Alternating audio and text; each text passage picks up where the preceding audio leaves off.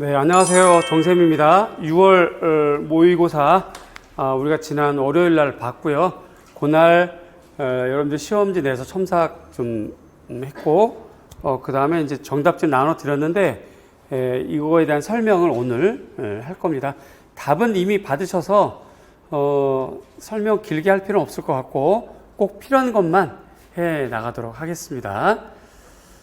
우선 지난 모의고사는 우리가 이제 올해 20년 2월 달에 우리 내부적으로 모의고사 한번 봤고 그 다음에 이제 4월 달에 원래 공개 모의고사 보려고 했는데 이 코로나 때문에 못 봤고 이제 6월 달에 보는 거라서 조금 공부에 대한 끈을 확 잡아 당길 수 있는 그런 역할이 필요했었는데 4월 달에 못 본 것이 좀 아쉬웠고요. 그 과정에서 이제 6월 달에 보는 겁니다. 이 문제는 작년도 기출문제 영역을 똑같이 했어요. 물어보는 난이도도 똑같이 했고, 그래서 아마, 평균 점수도 비슷한 게 나온 것 같아요. 전체 임용사행의 작년, 실제 임용고시 평균 점수하고 요번, 평균 점수가 비슷하게 나온 것 같습니다. 채점은 다는 못했고, 일부 이제 표본 채출을 해서 채점을 좀 했고요. 그렇게 됐습니다. 분류표 한번 볼게요. 요게 분류표입니다. 카메라 잘 이렇게 잡혀지나요? 전공 A에서, 요거 이제 기입형이죠. 2점짜리니까요. 미결원, 목공예랑 전통 가구, 그 다음에 드로잉, 서양 건축, 이렇게 되어 있는데, 2점짜리인데, 평균이 0.97이에요. 그러니까 2점짜리인데도 1점을 못 받았다는 거죠. 못 받은 이유가 목공예가 거의 다 틀렸어요. 목공예에서. 이렇다면 본인이 이 목공예랑 전통 가구를 맞췄다. 그럼 굉장히 희망적인 거야. 남들은 틀리는데 자기를 맞췄다는 거지. 그걸 아셔야 되고 반대로 자기가 틀렸으면 맞추는 이 문제에서는 고수죠. 총점은 모르겠어도 이 문제를 맞춘 사람은 고수란 말이지. 그러면 그 사람과 경쟁에서 이기려면 이런 거는 자기가 공부를 해야 되는 거구나 라고 판단이 될 겁니다. 미결원이 내용책이었어요. 그런데도 1.22인데 요 정도면은 어느 정도는 맞추고 있구나. 요걸 맞춰야만 합격에 더 가까이 가겠구나 하는 게 보일 겁니다. 그래서 요 그래프를 꼭 좀 확인을 하시고 드로잉에서는 아마 헷갈렸던 것 같아요. SKC, 에버시가 이렇게 뒤집어서 그런 건 작품으로 해결해야 돼요. 작품으로 외워야 돼요. 작품으로. 서양 건축 같은 경우는 참고도서에 나와 있는, 즉 젠슨, 고무리치 등등의 참고도서에 나와 있는 용어들이기 때문에 그걸 빨리 이렇게 도판하고 도판 옆에 나와 있는 용어. 만약에 제가 좀 쉽게 얘기할게요. 만약에 자기가 바로크 미술을 자꾸 틀려. 그러면 젠슨과 곰브리치 같은 꼭 봐야 되는 참고도서에 바로크 부분을 열어서 도판만 보는 거예요. 도판 작가, 그 다음에 시대, 재료, 그리고 그 작품에 대한 설명문이 있잖아요. 그 부분 빨리 찾아서 그 근처에 기법, 특이한 게 나와 있거든요. 그것만 읽어두는 거야. 그게 알차게 보는 방법이에요. 그런 걸 빨리 하시면 이런 것들이 해결이 됩니다. 자, 화면 조금 더 내려서 A번을 볼 거예요. 그러면 여기 이제 5번, 6, 7, 8, 9, 10, 11, 12 이렇게 되죠. 그래서 평균이 이렇게 되고 4점짜리인데 1.98이면 반타작도 못했다는 얘기네. 그렇죠? 중국미술사는 반은 썼다는 얘기예요. 지금 평균적으로 다. 그러면 반을 못 쓴 이유가 뭘까? 일단 화파를 틀렸겠죠. 거비파라는 말을 못 썼거나 그런 것들입니다. 스텔라는 1.5점. 이거 어려운 건데 이거 1.5점 맞았다면 잘한 겁니다. 이거. 그다음에 서양화 역시 못 찾고 구성주의를 2.3점 가까이 받았어요. 엘스키 구성주의 푸른 이런 거. 그거 참 희한해. 굉장히 좀 특이하거나 지엽적인 내용인데도 불구하고 2.5점 반타작 이상 했다는 거는 여러분들이 성격이 좀 어려운 걸 좋아하나? 어쨌든 좀 그랬어요. 디자인 역사는 어려워할 줄 알았는데 그 이제 잘 썼다는 거. 물론 이제 데스틸이 포함되니까 점수가 좀 더 올라가지 않을까 싶었고, 아이스너는 역시 아주 얼음 덩어리야. 그냥 0.77 아이스너. 전통화는 의외로 좀 맞았고요. 전 놀랐어요. 전통화가 이게 아마 저기일 것 같은데, 단청. 근데 단청을 다 쓰더라고. 저 그거 좀 물어보고 싶었어. 그리고 얼굴을 모르는 인강생인지 아니면 제 수업을 안 듣는 학생인지도 막 쓰더라고요. 단청 어디서 배우세요? 미술랭에서 미술랭을 보고, 와, 미술랭이 이게 은근히 스파이 역할을 했네. 다 풀어주는. 어쨌든 저 깜짝 놀랐어요. 별자를 쓰더라고. 저는 별자를 못 쓰겠지. 이랬는데, 어머, 이게 웬일이야. 다 쓰던데. 어쨌든 그래서 점수가 높았고요. 공공미술도 점수가 높았어요. 그랬고요. A형. 내려가서 A형 점수가 이렇게 되고, 그 다음에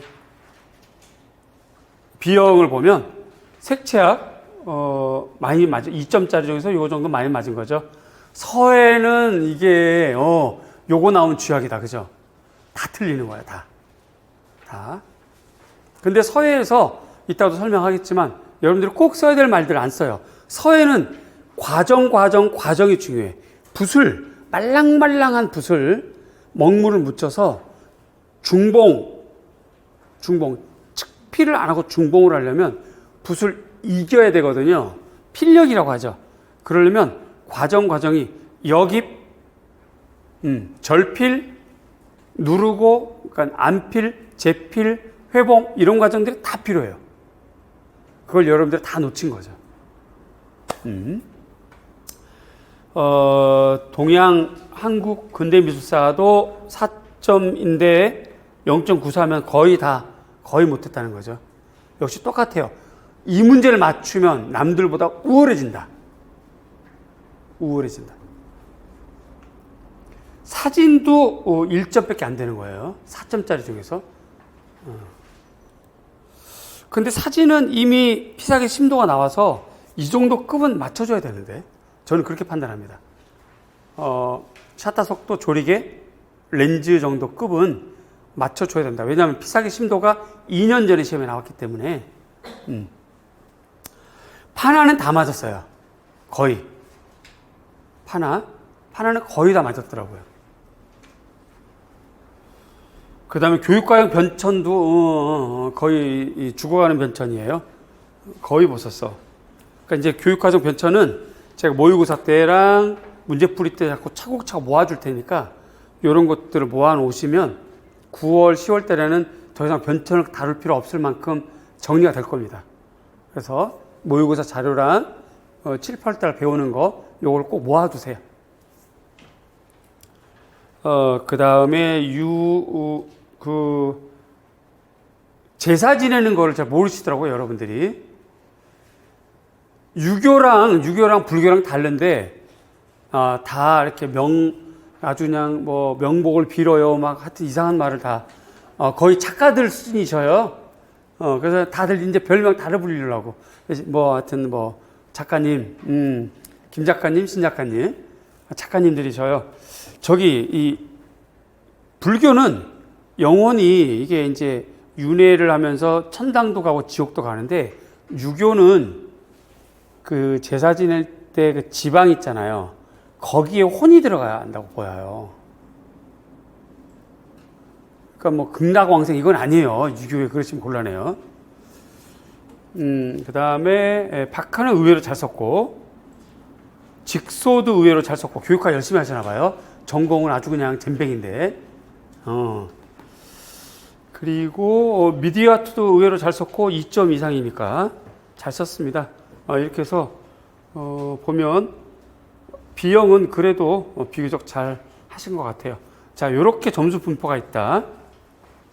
3.62를 기준으로 보시면 2점대, 나머지가 1점대, 이런 것들 남들이 틀리는구나 보시고 이런 걸 빨리 공략하시고, 나머지들도 남들보다는 조금 더 점수가 높아지면 그냥 수석이에요.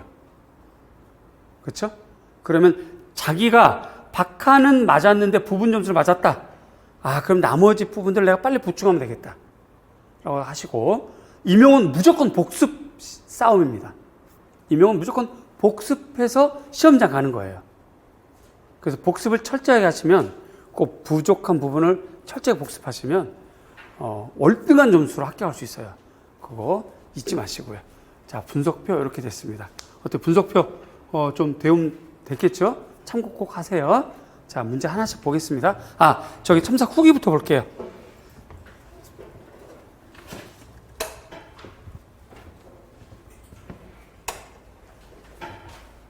첨삭 후기. 표본 채출을 해서 첨삭을 좀 했는데, 첨삭 후기 보겠습니다. 첫 번째, 주어, 서술어가 잘 안 맞아요. 이거 쓰는 걸 게을리 하시더라고요. 반드시 앞뒤가 맞아야 점수를 받습니다. 제가 누누이 말씀드리는데, 앞뒤가 안 맞으면 점수 안 받아요. 못 받아요. 그 다음에 서술어, 수식어에는 꼭 필요한 키워드가 다 있어야 됩니다. 그 키워드를 잘 잡아 쓰셔야 돼요. 자, 클릭 한번 더 하시면, 자, 문제. 작품에 표현된 준법과 용무법을 서술할 것 돼 있잖아요. 그쵸? 이렇게 준법, 용무법을 서술, 자, 쓸 것이 아니라 서술이게 될 경우 얘네들은 이름만 쓰면 안 됩니다. 내용까지 서술해야 되는데 서술할 때 키워드가 들어가야 돼요. 중요한 키워드가. 요걸 외우시면 돼요. 요거를. 한 번 더 클릭해 볼까요? 네. 자, 우점주는 세로로 긴 작은 타원형 붓자국이다. 이거 맞아요, 틀려요?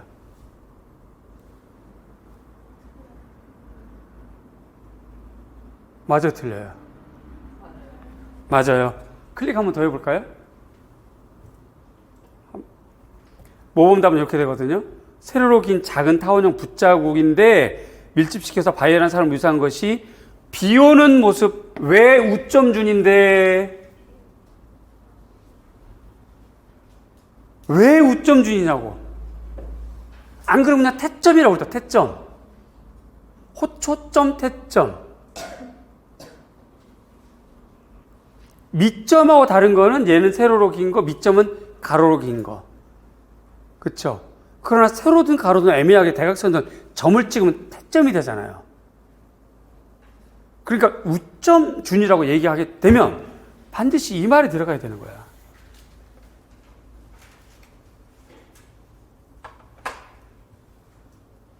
이해가죠? 이게 중요해요. 이런 거. 이런 거를 요번 모의고사 때 좀 여러분들이 잘 확인하고 도움을 받으면 좋겠다 하는 생각입니다. 그 다음 거 클릭해 볼까요? 그리고 얘는 사전적으로 비슷한 내용의 두 문장을 이어줄 때 쓰는 말이에요. 자, 하나 클릭해 볼게요. 자, 기억, 니은의 명칭을 순서로 쓸 것. 디귿의 이유를 작가가 활용한 작품의 형태하고요. 안료 두 가지 다르잖아요. 여기에다가 그리고를 써버리면 얘랑 비슷하다는 거란 말이죠, 지금. 그래서 그리고를 함부로 쓰면 점수 알면서 틀리게 되는 거야. 하나 클릭해 볼까요? 디귿의 이유는 평면성의 추구이다. 즉 작품의 형태는 일정한 캔버스 형태를 벗어나 변형 캔버스를 사용하여. 공부 많이 하신 분이네. 회화 그 자체로서 평면성이다. 그리고 네가 왜 여기서 나와? 여기서 나오면 안 되죠. 앞뒤가 비슷해진 거예요.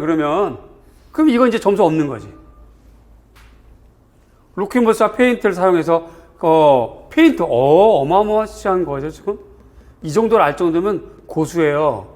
근데 네가 왜 거기서 나와? 이것 때문에 이거 망가진 거지. 점수 없는 거예요, 이거. 그러니까 제발 그리고 그런데 그리하야 그러므로 이거 제발 하지 마세요. 서술형 짧은 유한한 공간에 쓰는 이런 시험에는 제발 그리고 이런 거 쓰지 마세요. 차라리 이거 어떻게 써야 되는 거야? 클릭 한번 해볼까요? 이렇게 첫째 형태적인 거는 이러이러하다. 둘째 알려진 건 이러이러하다 이렇게 나눠. 그래야 더 간결해져. 점수 잘 받고. 이런 거 좀 주의하시고. 자, 다음 거 볼까요? 작성 방법의 조건을 모두 충족해야 되는데 A의 특징을 B와 비교해 서술할 것이라는 문제가 나오면 A든 B든 핵심이 되는 그 문제의 주제어는 자세하게.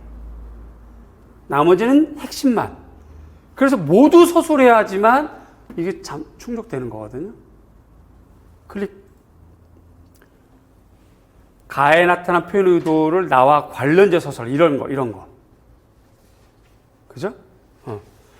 구성주의 조각 갖는 특징을 전통 조각과 비교하는 거, 이런 거. 그럼 뭐뭐 써줘야 돼요? 지금 이 문제의 핵심은 이거니까 이거 많이 써주고 얘는 간략하게. 근데 얘 안 써주면 이 조건에 충족이 안 돼요. 점수를 못 받는 거죠.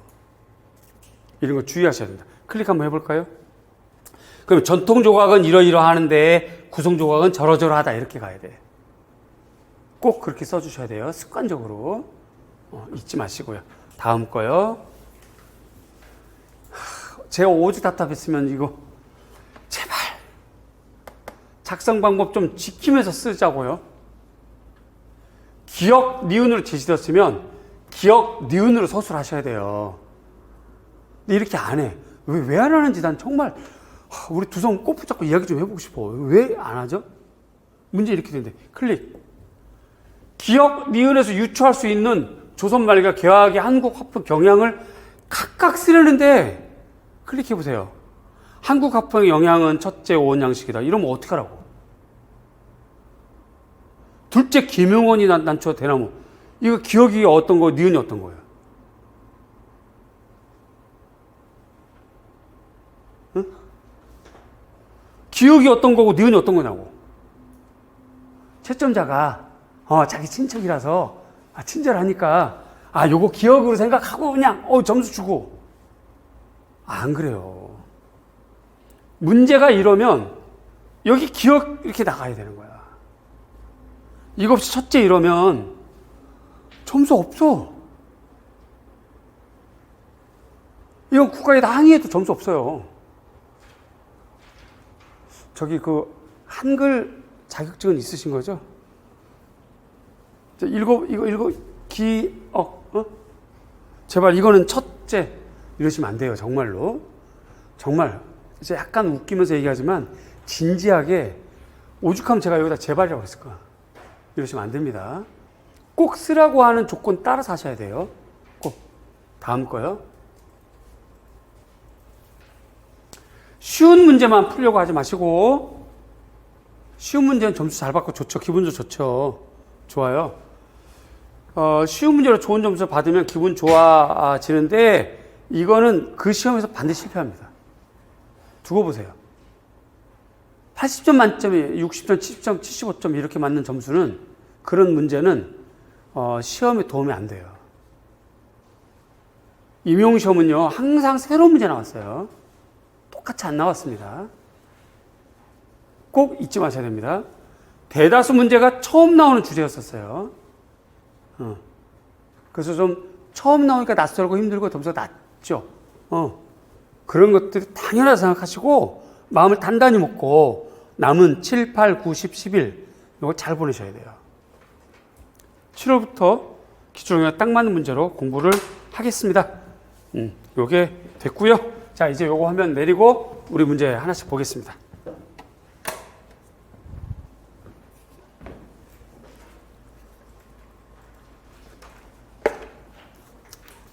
(1번입니다) 1번 얘는 뭐 그냥 내용책 외우는 거. 요즘 시험은 요렇게 풀어서 나옵니다. 요 밑에 거는 좀 쉽게 외웠는지 확인 절차로 냈다라고 보시면 되고요. 이제 이 기능까지 외워야 되는데 보면 공통된 것들이 있어요. 그리고 체험에만 있는 애들이 있어요. 그런 걸 외우세요. 체험에만 있는 거, 표현에만 있는 거. 또 공통된 건 지금 우리가 문제로 공부했으니까 보시고 이제 각각 영역에만 있는 거 공부하시면 되겠고, 다음 2번 목공예입니다. 목공예인데요. 목공예랑 전통 가구가 함께 나옵니다. 그래서 이거는 조선시대 목가구 중에서 고비, 서찰 넣는 거니까요. 얘는 사랑방 가구가 되겠어요. 그러면 A형에 지금 A형 2번에 고비가 나왔고, 얘는 사랑방 가구예요. 그렇죠? 그러면 먼저 자기 스스로가 첫 번째 구분할 수 있는지를 보셔야 돼요. 그러니까 사랑방 가구, 그 다음에 안방 가구, 부엌 가구, 이렇게 나눠져야 되겠죠? 이런 것들을 구분할 수 있는지, 사랑방에서 중요한 거, 안방에 중요한 거, 부엌에 중요한 거, 이거. 부엌에서 중요한 거, 소반입니다, 소반. 안방이 중요한 거, 장 구분하시고, 농 구분하시고, 사랑방, 지금처럼 고비도 있고요, 각계 수리도 있고요. 제일 중요한 거, 사방, 탁자. 이런 애들 구분하셔야 되겠고, 두 번째, 기법 공부하셔야 돼요. 목공의 기법은 맞춤, 짜임이라고 그러죠. 이음, 이거 공부 함께 하셔야 돼요. 종류별로 특징이랑.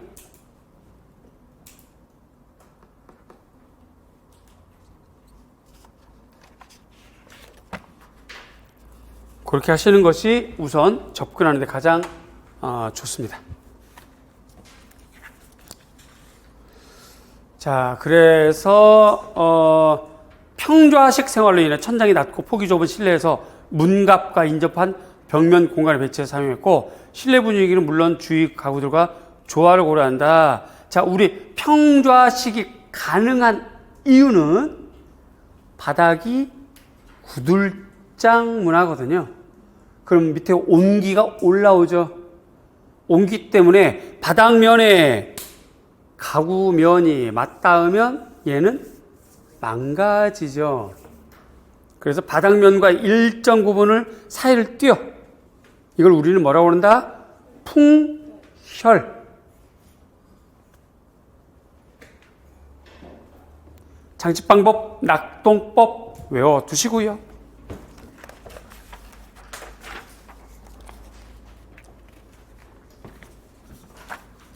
3번은 에스키스 에보치. 이거 나온 지 오래됐습니다.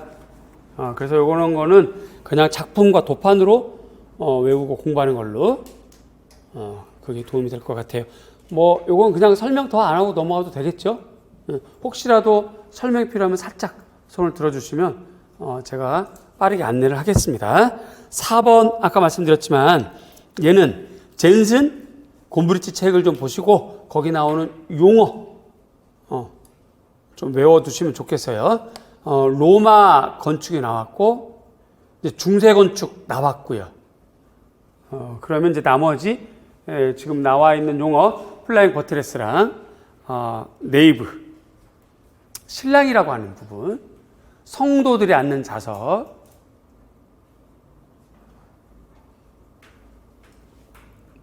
그 정도만 하고 넘어가겠습니다.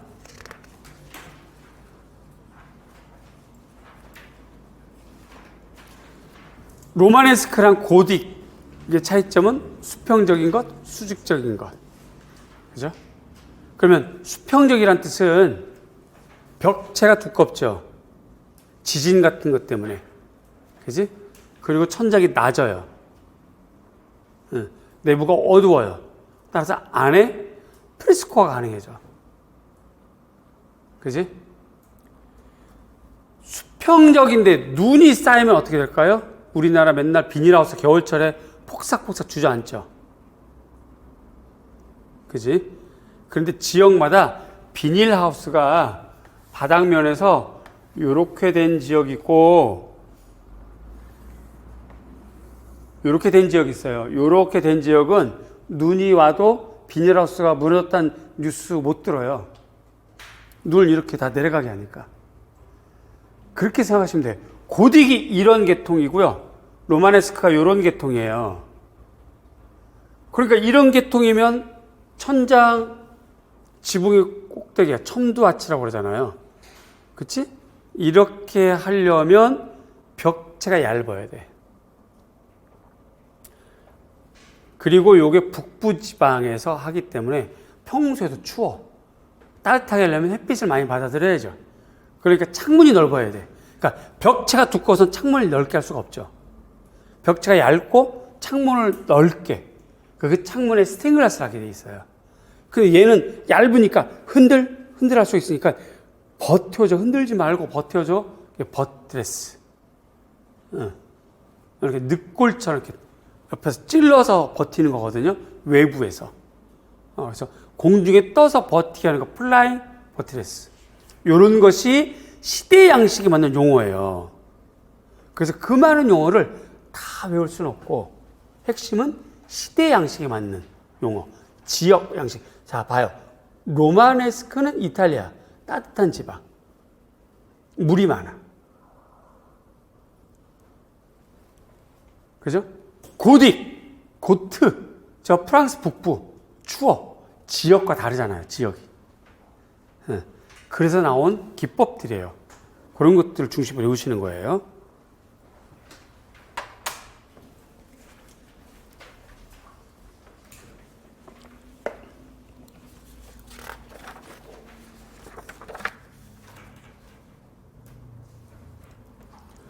(5번) 범관, 계산행료도 이런 작품들은 저거 하나잖아요. 범관 작품이. 그러니까 작품을 기본서를 보시고 많이 좀 눈에 익숙하게 하셔야 돼요. 그래서 저런 게 나오면 겁이파 딱 이렇게 탁탁 그냥 이렇게 습관적으로 나올 수 있도록 하셔야 됩니다. 화북 산수 계열들이죠.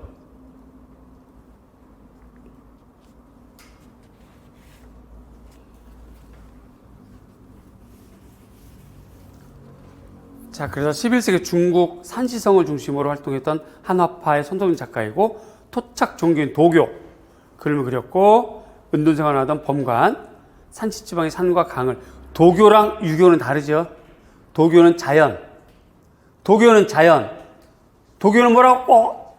자연. 그럼 그 자연이 중요해. 그 자연을 보려고 이리도 보고 저리도 보고 들어가서도 보고 내려도 보고 위로도 보고. 삼원.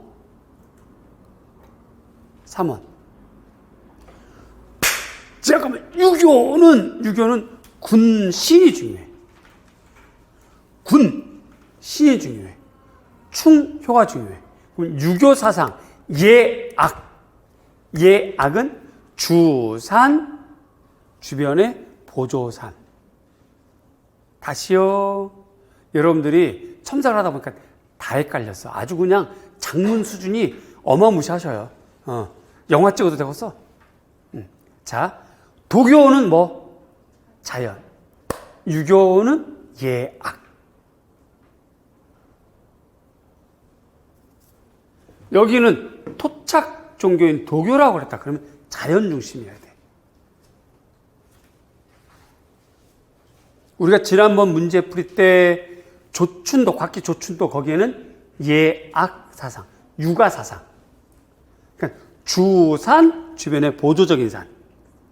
이거는 도교, 자연 중심.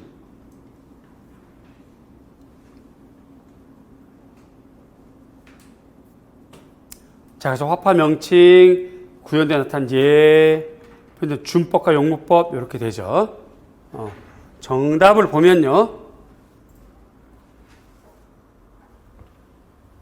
이렇게 됐고, 도교 사상, 작품에 사용된 시점에서 고원, 심원, 평원, 삼원법, 여기 자연 중심이니까. 자연의 역동적인 변화, 독특한 공간미, 거대한 산봉우리, 폭포수, 물도 중요합니다, 물.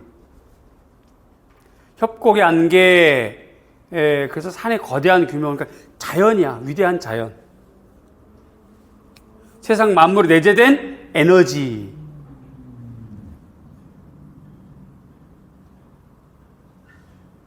혹시 그런 거 느껴보셨나요? 제가 그 예전에 아주 좀 꽤 됐는데 그 부모님 모시고 저기 순천만 한번 간 적이 있어요. 그래서 이제 순천에 미리 예약을 해가지고 황토로 만든 그 한옥의 그 이렇게 펜션처럼 돼 있더라고요.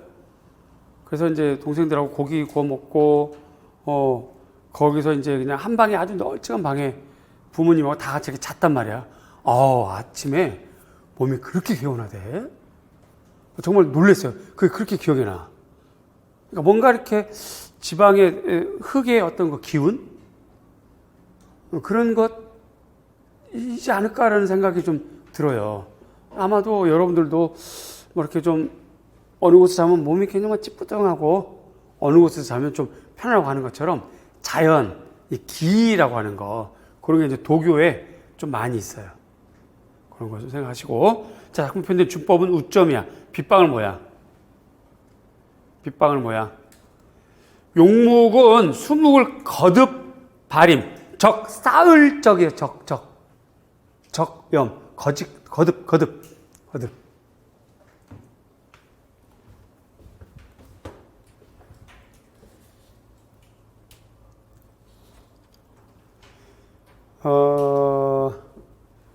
발묵법하고요.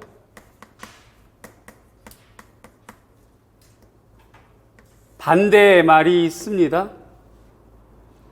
파묵이에요. 파묵.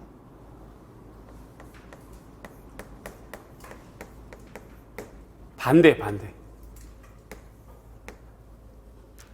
발묵은 8세기쯤 시작해서 남송대 많이 사용했고요. 8세기부터 시작해서 성당식의 왕묵이라는 사람이 만들었대요. 그래서 왕묵, 뭐 왕섭, 왕협 뭐 이런 사람이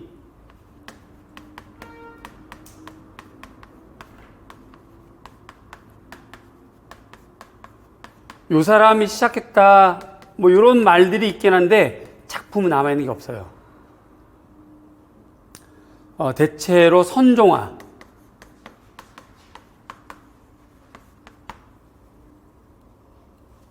그 다음에 강남이거나 처사들이거나 문인, 주로 이제 이런 경우가 발묵을 좀 쓰고, 파묵은 반대로 화북산수에서 많이 써요. 강남이 아니라 화북.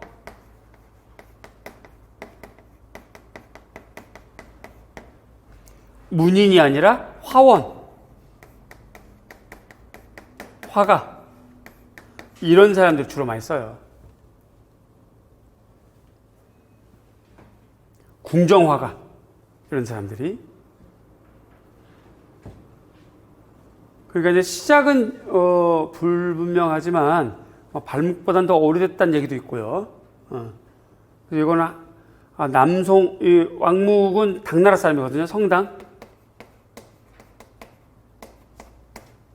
성당 시기의 왕묵, 그러니까 이제 왕유 이후인 거죠.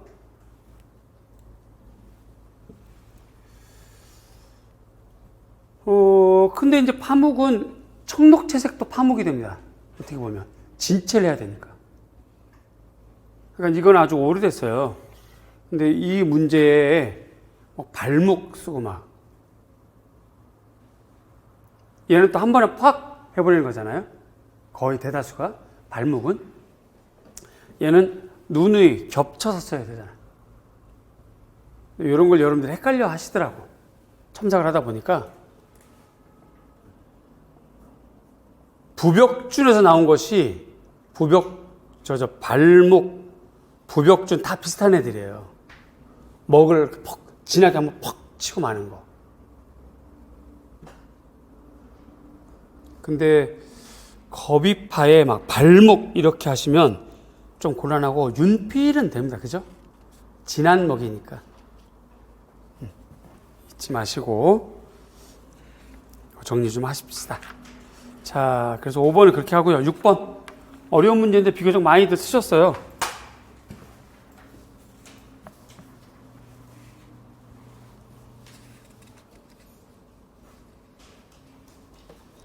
미국의 현대화가 중에 프랭크 스텔라는 회화를 그 자체의 구조적인 사물, 그래서 사물성 잊지 마셔야 됩니다.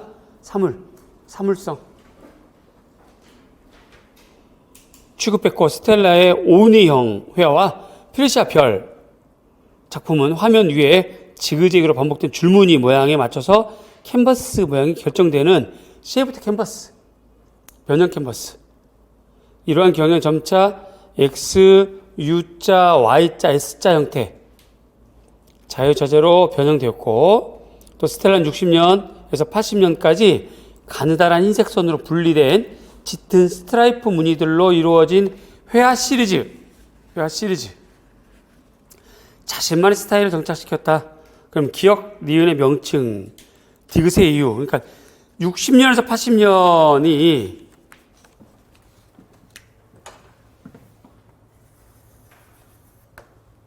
어, 1960년에서 80년 요 사이에 스텔라가 특정한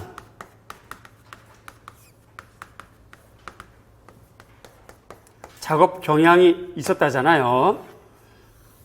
서양 미술사는 무조건 이전 양식과 차이점을 보는 거야. 이전 양식과 차이점. 그러면 60년대, 50년대에 있었던 서양, 미국 유파의 가장 대표적인 거. 50년대에 등장했던 추상표현주의.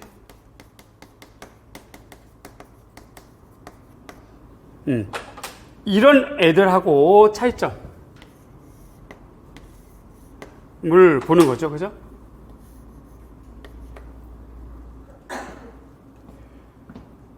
혹은 그 이전에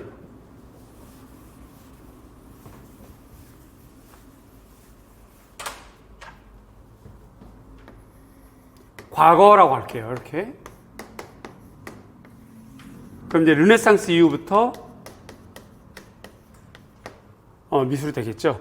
요런 아이들의 전반적인 것은 미술은 곧 뭐였다? 창문이다.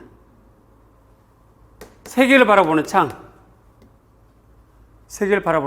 따라서 세계를 바라보는 창이기 때문에 보여지는 대상을 그대로 재현한다. 그대로 모방한다.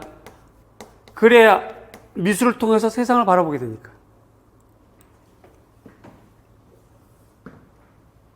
그죠? 추상표현주의는 이런 것들 다 싫은데 반대로 매우 주관적이고 엘리트적이었어요. 그쵸? 따라서 이게 간단해져요. 모방과 재현을 거부하려면 여기는 모방을 안 하면 돼. 여기는 그냥 평면성을 가면 돼. 평면성. 서로 반대. 저기는 입체, 여기는 평면. 여기는 환영, 눈속임, 여기는 평면.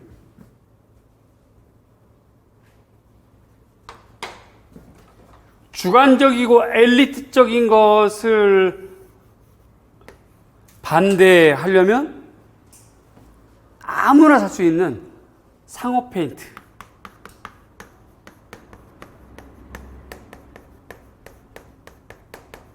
이렇게 가는 거지.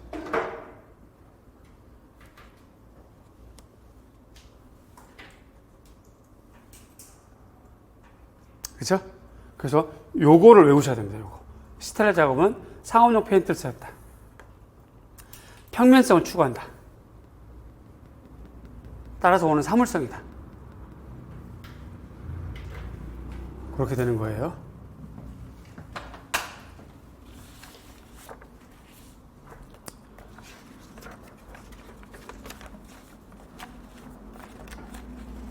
(7번) 보겠습니다.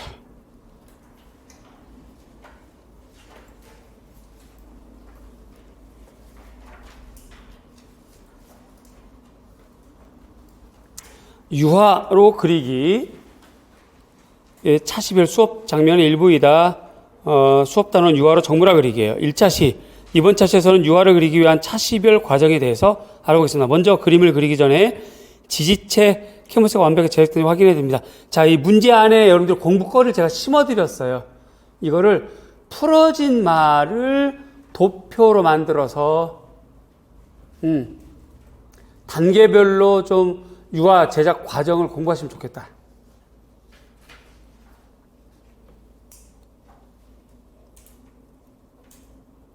그 다음에 그림을 그린 후에 밑층에 기름이 스며들 수 있는 시간을 두어야 되고요.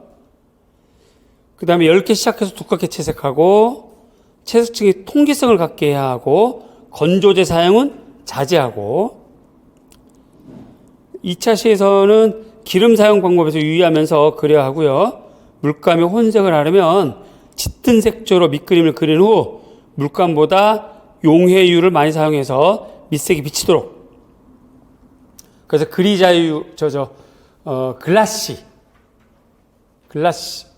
글레이징 기법들이 가능한 거죠.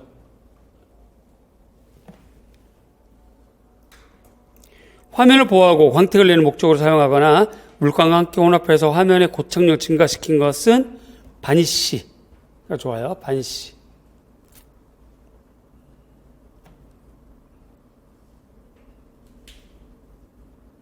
광택 내는 데는 린시드도 일부분 작용을 하긴 합니다. 근데 그거 너무 많이 쓰면 이게 또 이제 박락, 또 황변 이런 게 나오죠.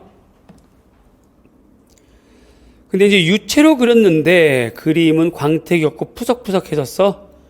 백악 현상인 거죠, 이게요.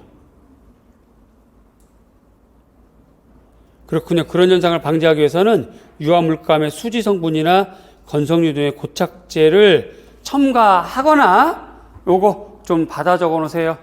화면 위에 바니쉬로 코팅, 마감 사후 처리예요.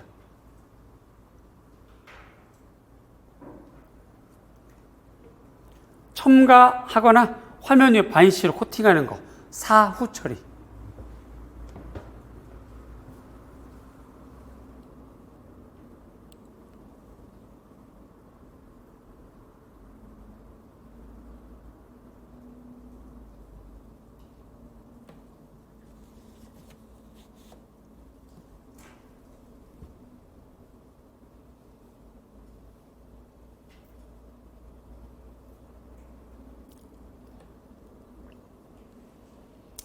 자, 그래서 이제 유화로 그렸는데 광택이 푸석푸석하면 고착제를 발라야 돼. 근데 이건 너무 그냥 툭 던져주는 말이고 좀 더 구체적인 내용을 쓰라는 얘기잖아요.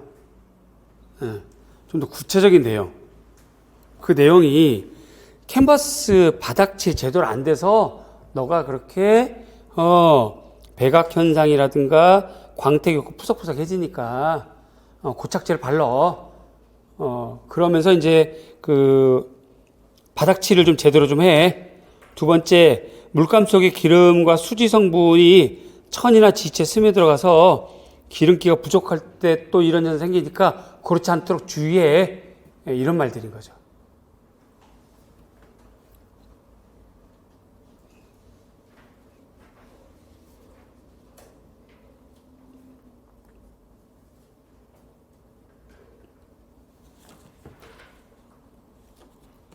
그 정답을 좀 보면, 그래서 좀 내려가면은 기름이 스며들어 화면 고착력을 가지게 하는 거, 박락 현상 방지, 화면 고착, 미층 손상 이런 게 없으면 0점이고요. 도료, 수지, 용해유, 니스, 베르니 등등도 다 동의어 처리할 수 있고, 바닥칠이 제대로 안 된 거 또는 건성류를 10% 이상 섞어 사용하지 않은 경우도 그런 현상이 생기니까 동점 처리. 그림을 빨리 발린 경우, 휘발성유만 과하게 사용한 경우도 동점 처리. 그럼 떨어지거든요.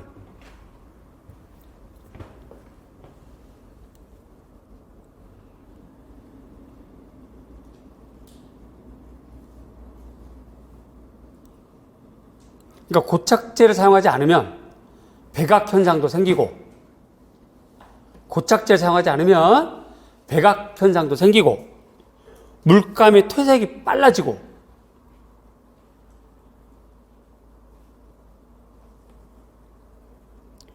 고착력도 약해지고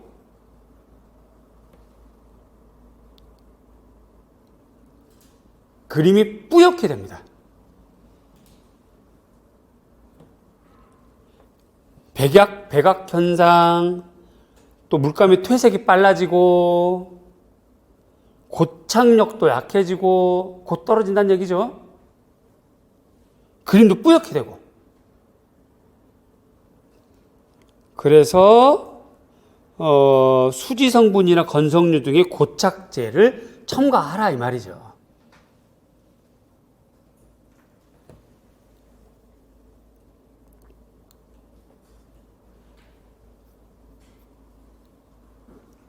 이해 가시죠? 이 학생의 문제. 저는 광택이 없고 푸석푸석해졌어요. 그러니까 고착제 발라. 그러니까 너무 툭 던져준 말이잖아요. 좀 더 자세하게는 이런 이유다 이 말이죠. 요게 아마 우리가 요 수업 직전에 상담을 오셨는데 이게 뭘 어떻게 되는 거예요? 라는 질문이었는데 이제 좀 해결이 됐을 것 같아요. 그러니까 백악 현상, 뿌연 거, 퇴색이 빠른 거 그런 이유. 저는 선생님 왜 이렇게 해요? 그러니까 길동아 고착제 발랐어야지. 이건 그게 왜요? 이 일이 되는 건데 그 얘기를 제가 지금 설명드린 거예요. 이해되시죠? 자, 다시 말씀드리지만 7번은 문제 자체도 문제지만 그 지면 안에 있는 내용을 쪼개서 과정별로 유화 제작하는 과정을 꼭 공부하시면 좋겠어요. 자, 8번. 여러분들이 많이 맞은 거 의외예요. 이런 걸 또 많이 맞네. 성격들 이상해. 자, 8번 보겠습니다. 문제.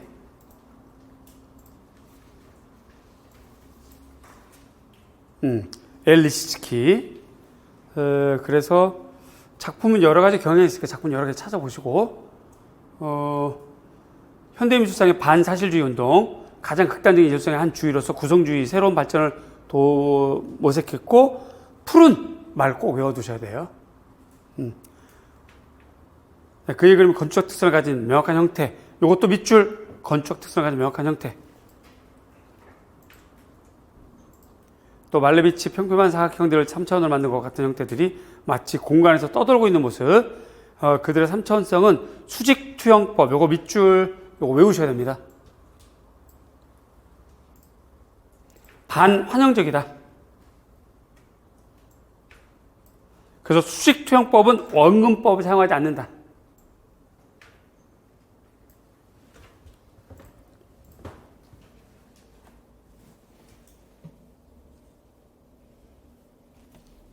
자, 그래서 표현 의도를 나와 관련해서 서술할 것, 엘리시츠키가 제시한 기억의 명칭과 의미를 서술할 것, 구성주의 조각이 갖는 특징을 전통 조각과 비교하는 것. 역시 마찬가지인데 항상 이런 것이 나오면 전통 조각,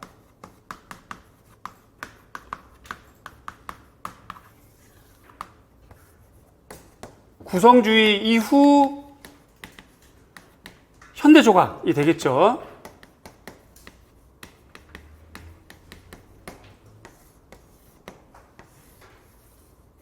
구성주의 이후 현대 조각. 전통 조각 같은 경우는 재료가 흙이에요. 대체로. 혹은 돌이에요. 그렇죠? 이러다 보니까 얘네들은 저절로 양감 처리를 하게 됩니다. 그죠? 양감.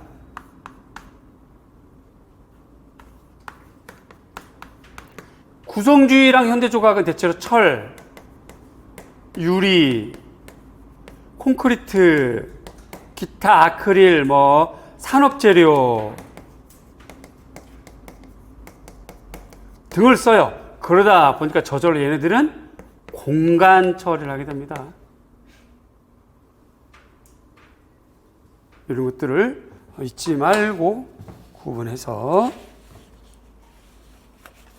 그러면 좋겠다.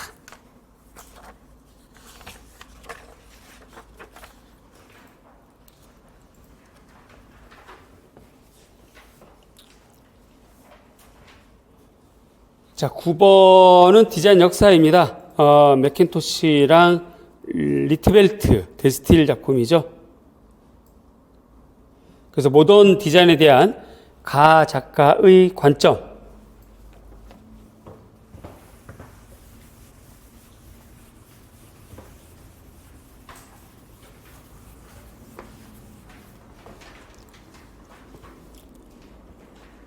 그 다음에 이를 반영한 가작품의 특징, 그 다음에 가 디자인의 용도, 그 다음에 나가 속한 디자인 운동의 사상, 나의 특징, 이렇게 됩니다. 정답 보면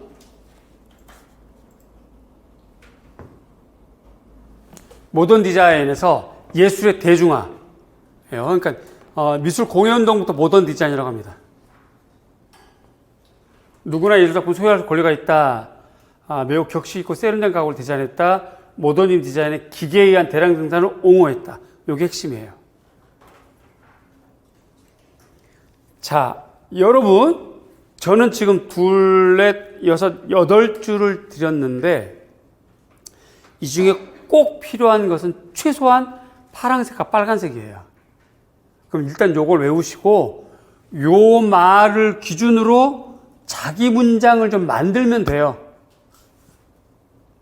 꼭 이 말을 다 써야 되는 게 아니에요. 그러니까 파란색과 빨간색을 외운 다음에 그걸 사용해서 자기스러운 문장을 작성해 보세요. 그럴 때 그게 외워지는 거고, 그럴 때 점수를 받아요. 이거 다 못 외워요. 제가 왜 굳이 이 번거롭게 색깔 넣고 막 굵은시하고 이렇게 써요. 요것만 꼭 외워달라. 이런 거거든요. 가 특징은 컬러 사용 자제하고 자연의 심벌 차용했고, 자포니즘의 영향이 보이고, 또 소용돌이 치는 문양, 사각형 격자 무늬, 기하학적 패턴. 그래야만 기계 생산이 도움이 되니까. 기하학적 패턴. 가용도는 식탁 주변에 내밀한 공간을 확보하는 식탁용 의자이고요. 실내 장식물 역할이에요. 많은 분들이 색깔이 예쁜지 귀족들이 사용했다라고 했던데 그렇지 않습니다. 나는 데스틸이고 몬디리안의 사상, 조형, 순수성, 직관성을 중시했다. 또 수평선, 수직선, 또 삼원색, 삼무채색. 이렇게 되죠. 정답을 보면 예술의 대중화, 기계는 대량산, 이게 중요해요. 또 자연, 기하학적 패턴, 또 컬러 사용 자제, 자포니즘 이런 거 다 동점 처리하고, 식탁용 의자, 실내 장식물, 그다음에 데스틸은 조형의 순수성, 재현적인 요소 제거, 보편적인 리얼리티, 또 신지학 이런 것이 되겠죠.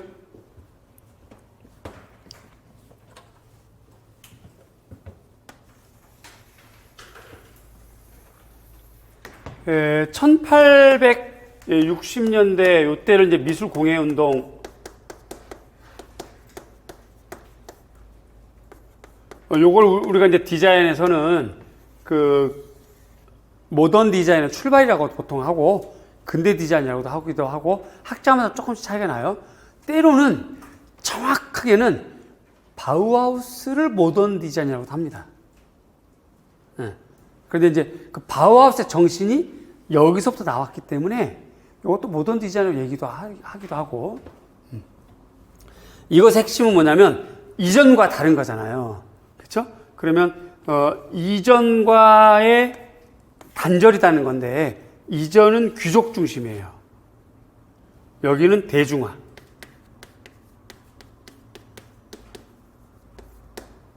대중화를 추구했는데 수공 생산하니까 앞뒤가 안 맞았죠. 그게 핵심이라고. 그리고 이제 넘어가는 게 1890년부터 쭉 이어지는 것이 아르누보. 아르누보인데 이게 이제 직선적인 아르누보. 그 다음에 그냥 곡선적인 거. 이게 출발점이 약간 늦어요. 이렇게 되죠. 이 대중화 정신은 얘네들 다 받아옵니다. 얘네도 받고 얘네도 받고요. 근데 여기는 아직도 수공 생산적인 것, 여기는 가급적이면 수송 생산인데 가급적이면 기계 생산이 가능하도록 길을 열은 거죠.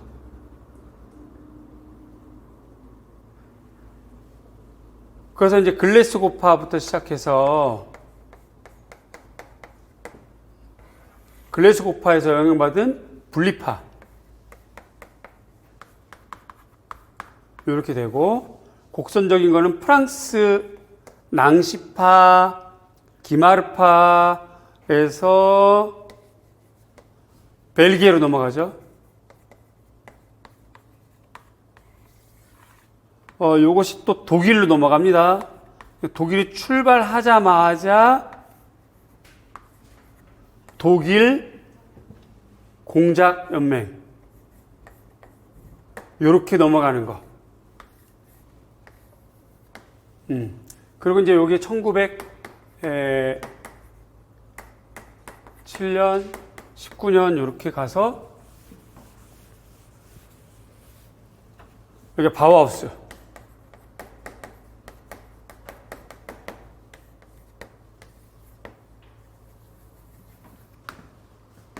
(1930년대가) 미국 버전이 그 유선형,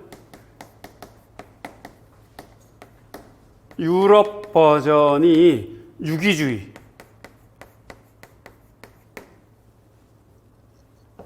북유럽 버전이 스칸디나비아, 프랑스랑 미국 버전이 아르데코, 이렇게 막 생겨요. 얘는 전부 다 기능적인 거. 이 중에서 작년에 이거 나왔잖아요. 그죠? 이거 나왔어요. 그러면 당연히 우선 2급부터 출발해야 돼. 근데 얘는 조금 애매하고 얘가 중요하고.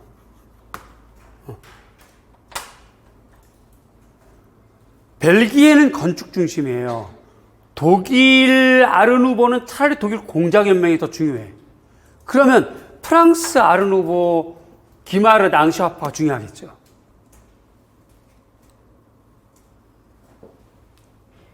독일 공작연맹 안 나왔고 바우하우스 안 나왔고, 이 중에서 유기적 디자인은 나왔고요. 알바 알토, 스칸디나비아도 거의 마찬가지로 봐야 되는데 얘는 좀 별도. 그럼 얘네들을 보셔야 되는 거지.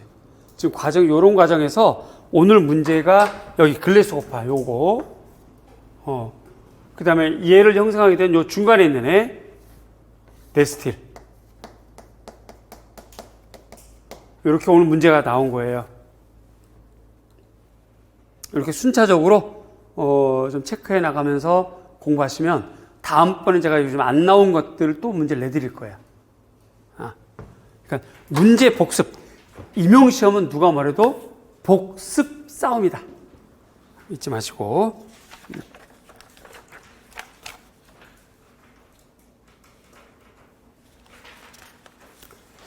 10번 아이스너입니다. 그냥 요거는 그냥 문제 있는 대로 참고도서 보기도 좀 복잡하고 하니까 문제 있는 대로 좀 외워버리시면 어떨까 하는 생각이 들어요. 일단은 문제에 아이스너 평가 영역에 대해서도 중요성을 강조했는데, 평가 영역으로는 교육과정, 교수의 질, 프로그램의 결과, 세 가지. 아직 시험에 나온 적은 없고, 교육과정은 내용, 활용의 정도, 흥미 유발도, 적절한 사례 수록 여부, 교육자료와 실생활과의 관계성, 적용 융통성 등이 평가되어야 된다. 교수의 질에 대한 평가 내용은 피드백되고 이러한 정보들이 공유됨으로써 교육의 질적 발전을 추구할 수 있다. 그리고 이제 프로그램의 결과, 이게 이제 시험 문제죠. 그래서 정답을 보면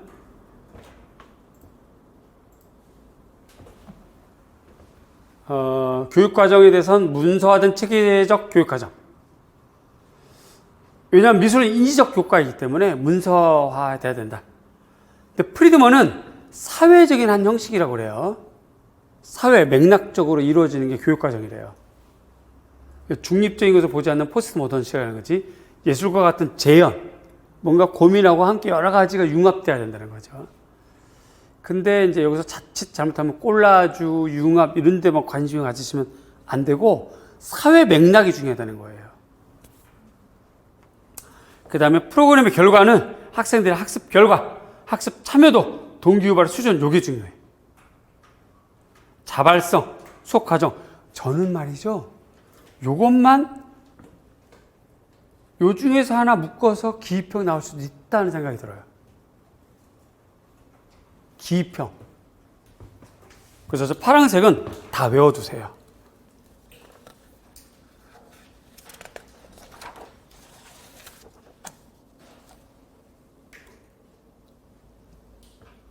다음 11번. 우리 수강생이 아닌데도 맞추는 걸 보고 제가 깜짝 놀란 단청. 정말 뭔가 배신감이 느껴지는 듯한, 뭔가 이게 문제가 샜나? 뭐 이런 생각. 네. 별지화를 맡았더라고요, 별지화를. 자, 단청인데요. 요런 거는 요렇게 문제로 딱 외워서 털어버리는 거. 복잡하게 안 나와. 그래서 가칠, 긋기, 모루, 금단청, 요 정도. 그 중에서도 별지화는 사찰 건물에만 쓰는 거. 모양이 아주 많죠, 별지화는.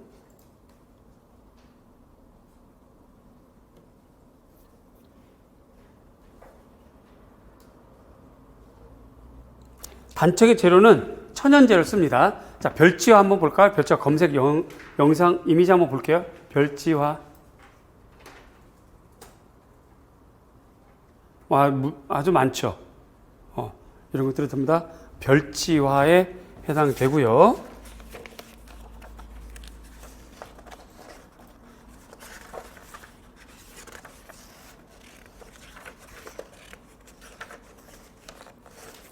여러분들 정답지 밑에 보면 단청 제작 과정, 가칠하고요. 가칠하고 바탕칠하고 창방, 평방, 연목, 도리 뭐 이런 데다가 가칠을 하는데, 기둥에는 석간주 붉은색. 요 말. 기둥에는 석간조금 붉은색이에요, 붉은색.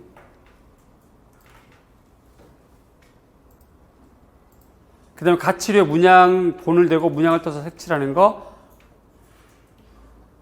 편수, 단청, 안료, 조체하고 출초를 만들어서 해당 부재면에 대고 타초하고 채색 작업.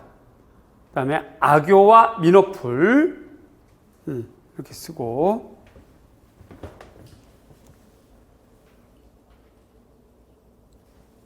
백색은 조개껍질. 뇌록은 옥색 돌가루, 뭐 이런 겁니다.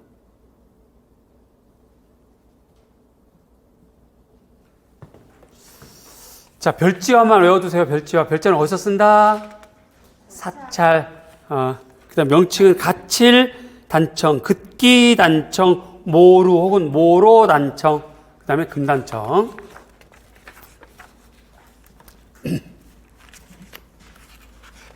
자, A형 마지막 문제. 커뮤니티 아트. 이것도 많이 제법 맞추셨더라고요.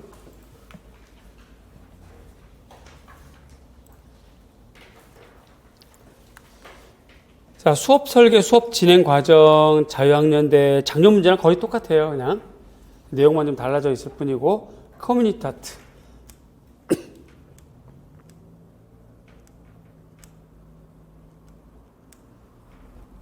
그래서 기억의 정의, 그 다음에 기억의 특징에 대해 나타나는 행위의 형태, 그 다음에 디귿에서 볼 수 있는 니은의 장점 2가지. 정답 보시면 커뮤니티 아트 정의는 사회 참여적인 목적에서 특정 사회의 이슈에 대한 서비스 제공이라는 거. 그 다음에 대화적이고 협력적이다. 커뮤니티 아트의 행위 형태는 예술가와 공동체에 속한 구성원들의 소통, 표현의 수단으로서 다양한 종류의 어떤 그 이벤트, 폭넓은 매체를 사용한다. 다양한 매체를 사용한다. 커뮤니타트를 하게 되면 구성원 간의 친밀도가 높아진대요. 친밀도. 그 다음에 공동체성의 어떤 내면화, 내면에 우리라고 하는 공동체 내면화가 형성된다. 네, 잠깐 쉬었다가 비영하겠습니다.